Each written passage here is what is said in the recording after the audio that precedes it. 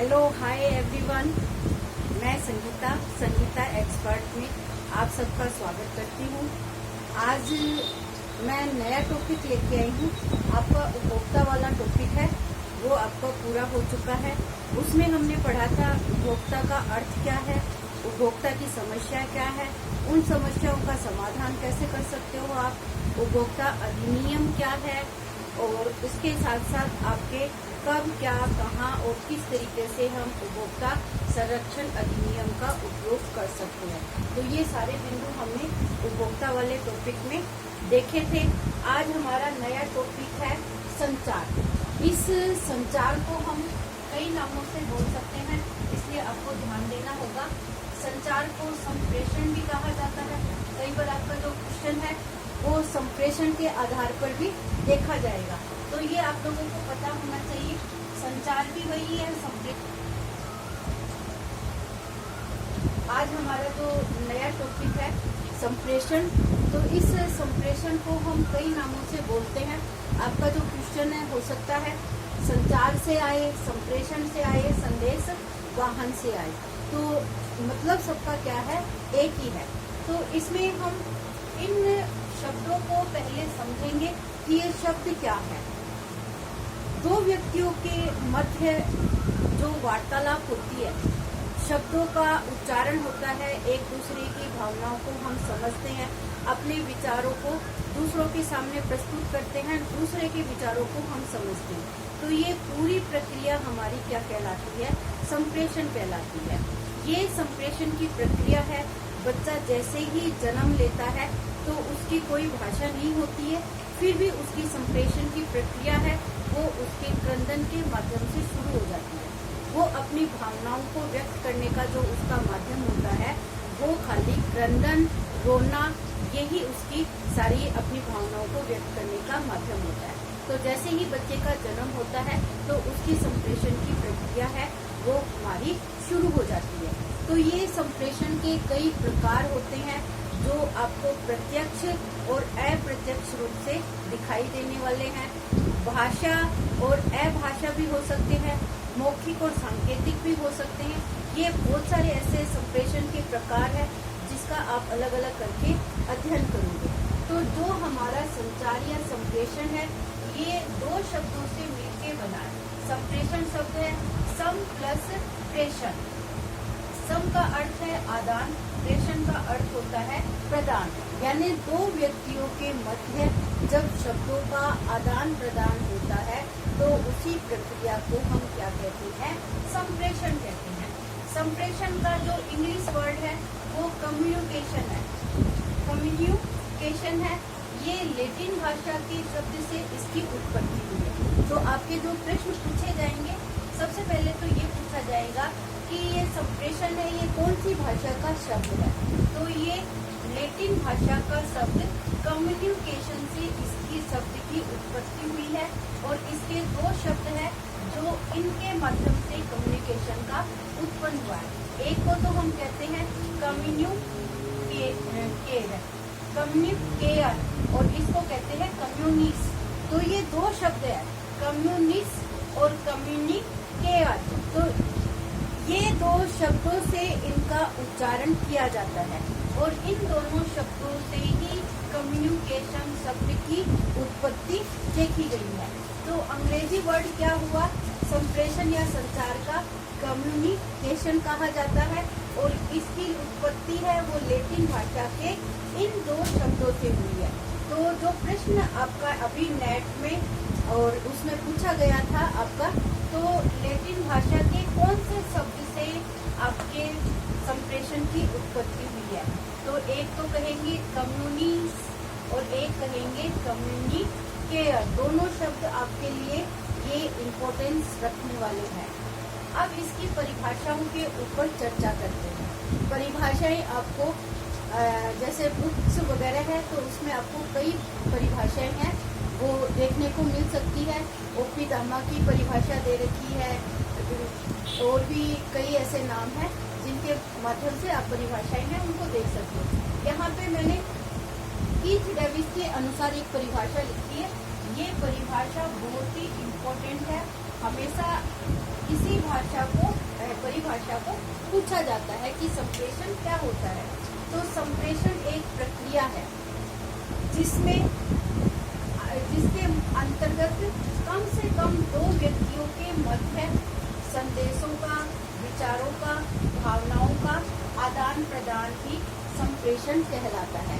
तो आपको एक बात तो इसमें क्लियर होगी कि संप्रेषण के लिए आपको कम से कम दो व्यक्तियों का होना जरूरी होता है। दो व्यक्तियों के बिना संप्रेषण की जो पॉसिबिलिटी है वो संभव नहीं होती है।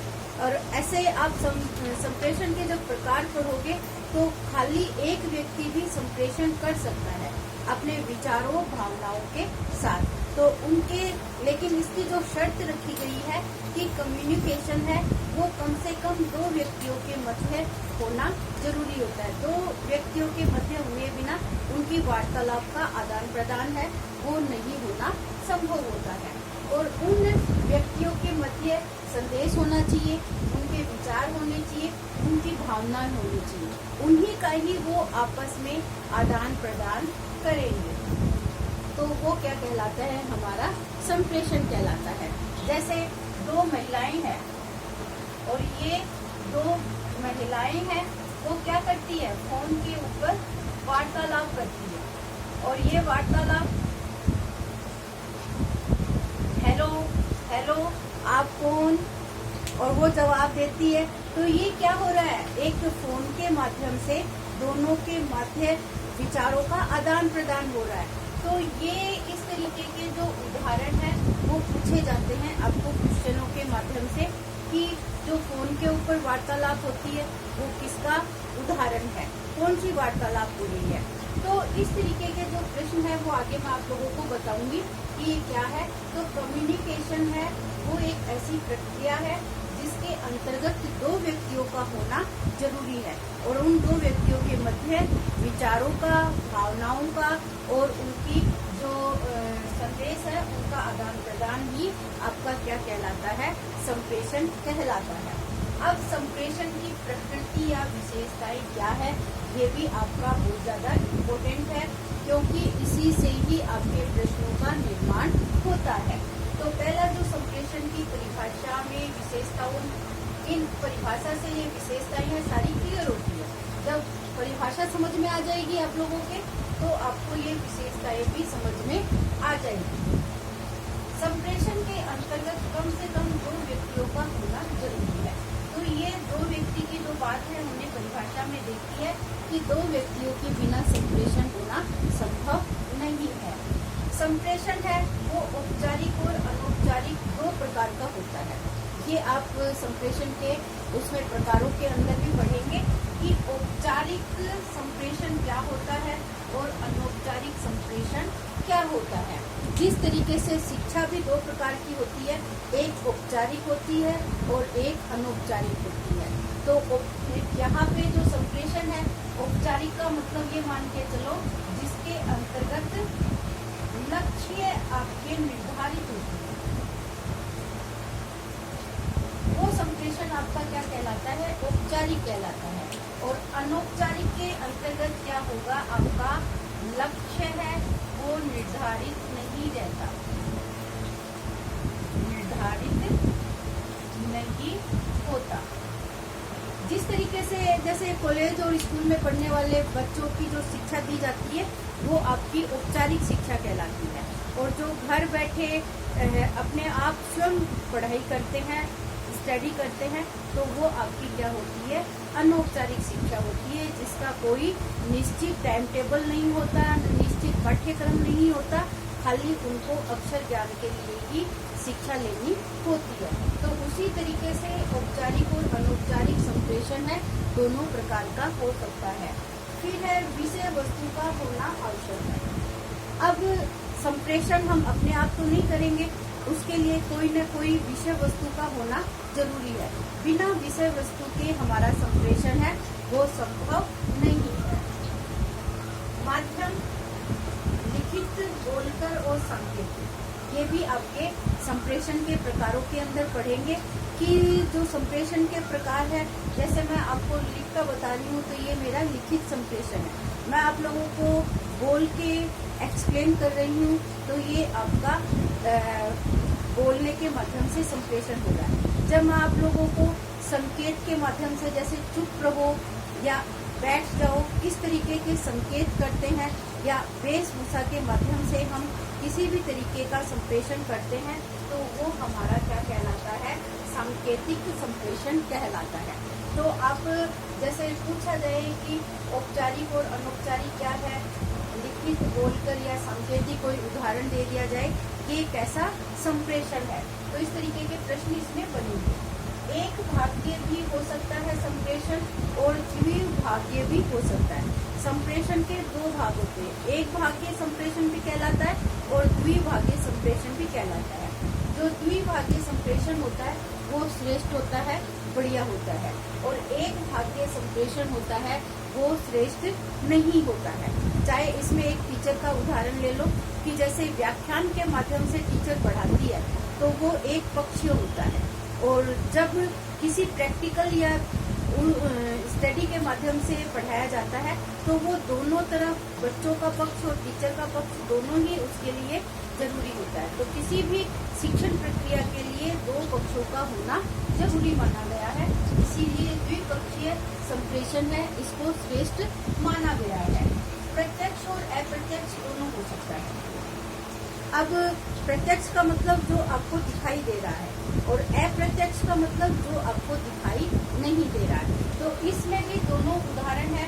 प्रत्यक्ष के अंतर्गत क्या आ जाएगा, जैसे कक्षा के अंतर्गत कक्षा में पढ़ाना, तो कक्षा में क्या होगा, आपके सामने बच्चे होंगे और उन बच्चों को आप अपनी प्रस्तुति है वो बड़े अच्छे क्लियर तरीके से कर सकते हैं। कोई ऑब्जेक्शन होता है तो बच्चे तुरंत उसका एक्सप्लेन मांगते हैं। तो ये कक्षा कक्ष में पढ़ाया जाने वाला संप्रेषण होता है, ये प्रत्यक्ष संप्रेषण कहलाता है। अब मैं आपको नेट के माध्यम से, ऑनलाइन के माध्यम से आपको संप्रेषण करा रही हूँ, तो ये आपका संप्रेषण है वो अप्रत्यक्ष कैटेगरी के अंतर्गत आता है। तो ये संप्रेषण के दो पहलू हो गए, एक प्रत्यक्ष संप्रेषण कहलाता है और एक आपका अप्रत्यक्ष संप्रेषण कहलाता है। व्यक्ति विशेष के लिए नहीं होता है, किसी हम ये कह दें कि ये इस व्यक्ति के लिए ही है संप्रेषण, बाकी दूसरे व्यक्तियों के लिए संप्रेषण नहीं है, तो ये व्यक्ति विशेष के लिए संप्रेषण है, वो नहीं माना जाता है। ये सार्वजनिक होता है, सबके लिए संप्रेषण की प्रक्रिया है, यहाँ तक कि जीव जंतु, पशु पक्षी, सबके लिए ये संप्रेषण की प्रक्रिया होना जरूरी बताया गया है। प्रेषण और प्रेषती कहा जाता है, जो संप्रेषण करने वाला वक्ता होता है, बोलने वाला व्यक्ति, उसको प्रेषक या प्रेषती के नाम से जाना जाता है। इसको कला और विज्ञान दोनों कहा गया है, क्योंकि बोलना भी क्या है, एक कला है, एक विज्ञान है, जिसके माध्यम से हम अपनी प्रस्तुति को दूसरों के सामने अच्छे तरीके से प्रेजेंट कर सकते हैं। तो इसको संप्रेषण को कला और विज्ञान दोनों का नाम दिया गया है। इस तरीके से हमारी ये 10 इसकी जो विशेषताएं हैं वो हमारी स्पष्ट होती है। आगे के वीडियो में इस संप्रेषण प्रक्रिया के तत्वों के बारे में हम चर्चा करेंगे, या इसके प्रकारों के बारे में हम विस्तृत रूप से चर्चा करेंगे। तो आज का ये टॉपिक आप लोगों को कैसा लगा, समझ में आया या नहीं आया, तो आप इसको कमेंट के माध्यम से बता सकते हो। और नए हो तो आपको ये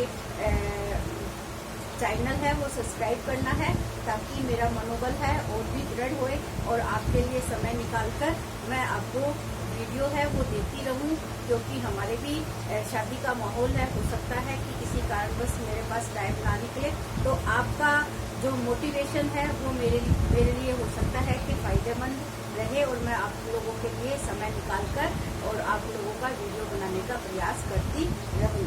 all the best, thank you everyone.